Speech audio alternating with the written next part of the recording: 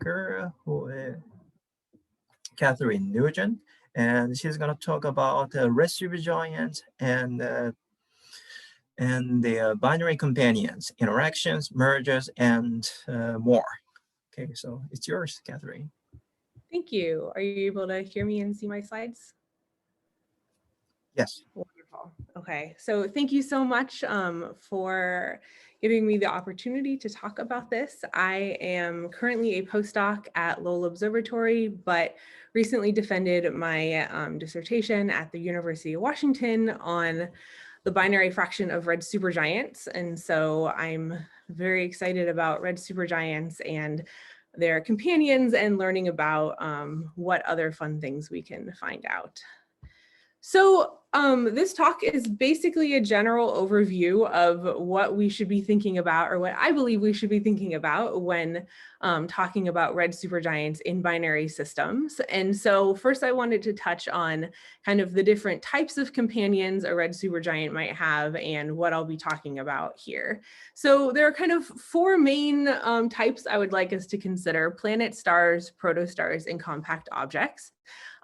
I don't really think the planets are incredibly likely for red supergiants. I don't think that we believe that a planet can kind of easily form around an OB star or really any of these very short-lived and turbulent massive stars. So I won't be getting into planets too much in this talk. However, I do want to focus on what we know so far, especially about stellar companions and about compact object companions.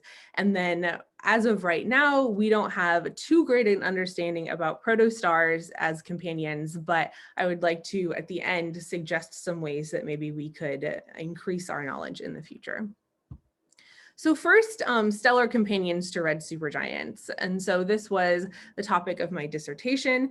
And as part of this, I found that if we're assuming that the stellar companion is main sequence or later, we primarily have B-type companions for red supergiants. And this is just kind of assuming that they evolved out of kind of the same gas or dust cloud. I'm not talking about fun capture scenarios that, you know, exist at some small level.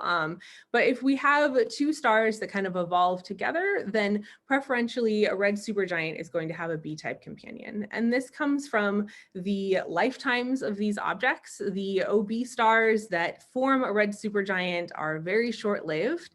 And so you really need another object that can reach the main sequence in a short enough period of time in order for it to be a stellar companion. So we're probably not going to see very low mass, cooler companions to red supergiants like, you know, K or M or F or G dwarfs. In terms of more massive stars, such as O stars or evolved stars like Wolf-Rayet stars, other red supergiants, yellow supergiants, those could exist. However, given their short lifetimes and just the lack of them that we find because of the IMF, they're much less likely. And so this is why I say preferentially B-type companions, but certainly O companions as well in small numbers.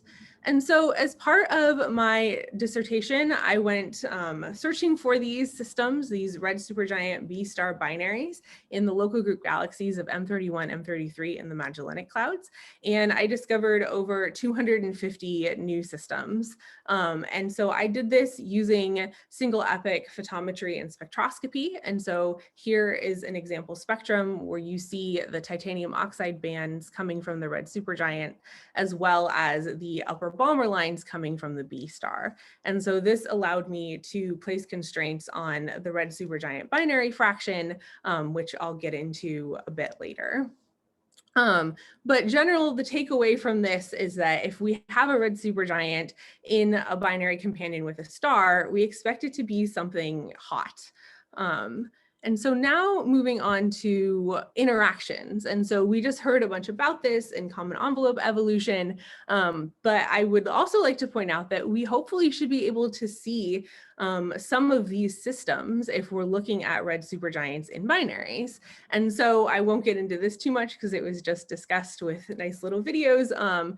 But the idea is that if we have a giant or a red supergiant in this case that is close to another star that goes through Roche lobe overflow, the other star, the secondary, in this case, generally a B-type star, might have an accretion disk. And a way that we would observe that would be very similar to what we see for a BE-type star. So a BE-type star is a B star that is generally rapidly rotating enough to spew out material so that it forms a disk around it. And the way this shows up in the spectra is through these nice little profiles that show this emission line in the middle of the absorption. And so here is a spectrum of a star where we see on the right, you see the full optical spectrum. And so you can see the nice titanium oxide bands from the red supergiant. But then if you look at the upper Balmer lines, you get this interesting absorption feature that is indicative of a BE type companion. And so the big question is this a red supergiant that has a B-type star that has accreted material from the red supergiant? And so we're actually seeing a red supergiant binary star interacting. Or is this a red supergiant that is simply in a system with a BE type star? And BE type stars make up 20 to 30% of B stars. And so it's kind of hard to think about this from just a number statistic point of view, but I'm hoping that, and I'll talk about this a little later when I talk into future work, but hopefully there might be ways to kind of differentiate these two types of scenarios. And we have seen this before. VV-SEP is a very nice galactic example and one of the most well-studied red supergiant binaries. And so when the B star gets close to the red supergiant, it experiences Roche lobe overflow and forms an accretion disk. And so you actually see that accretion disk change depending on its orbit. And so this is a system that we know about where you see a red supergiant with a BE star binary and the accretion disk around the B star comes from the material off of the red supergiant.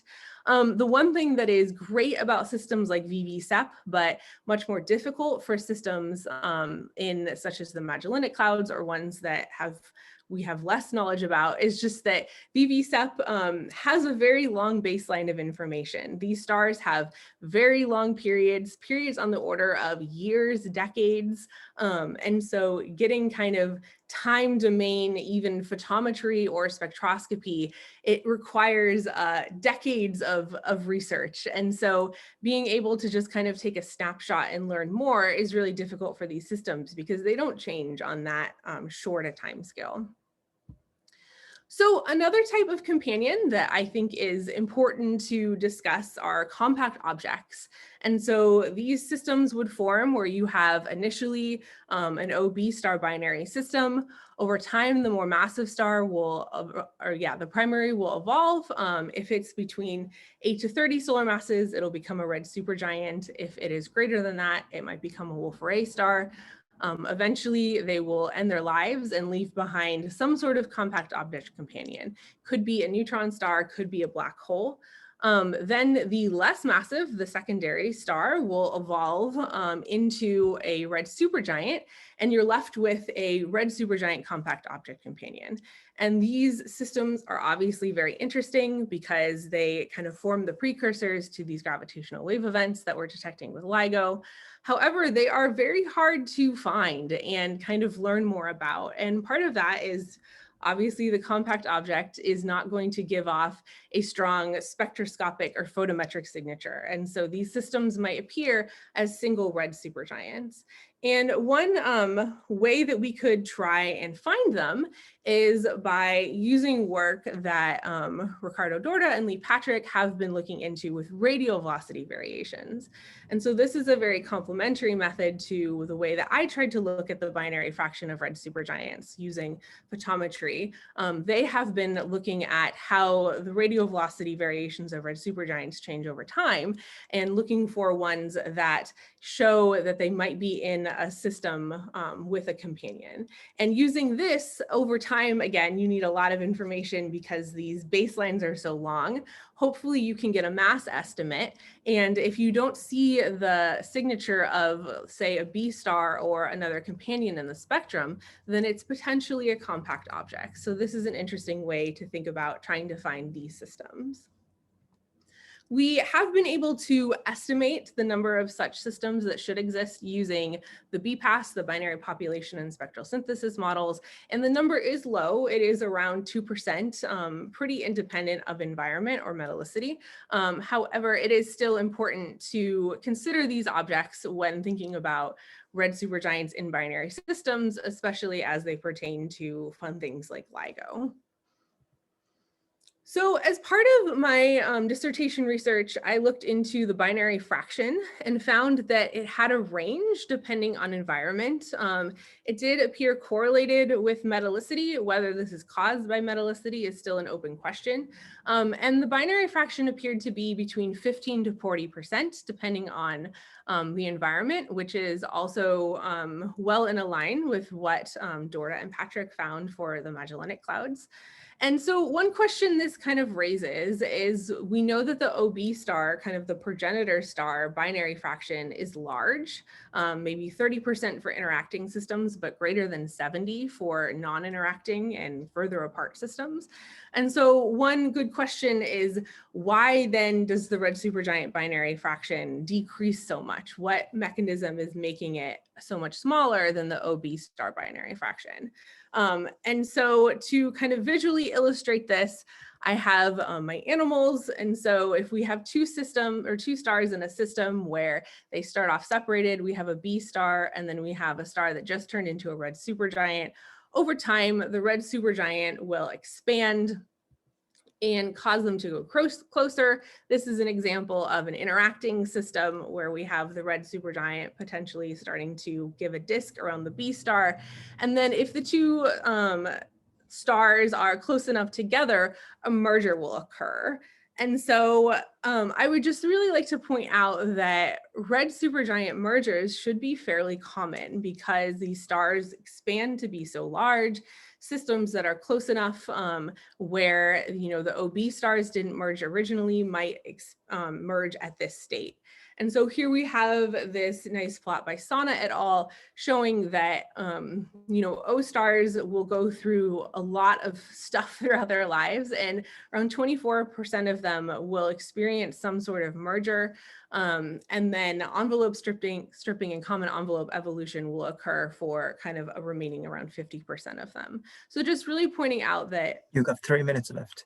Thank you. That mergers are incredibly important.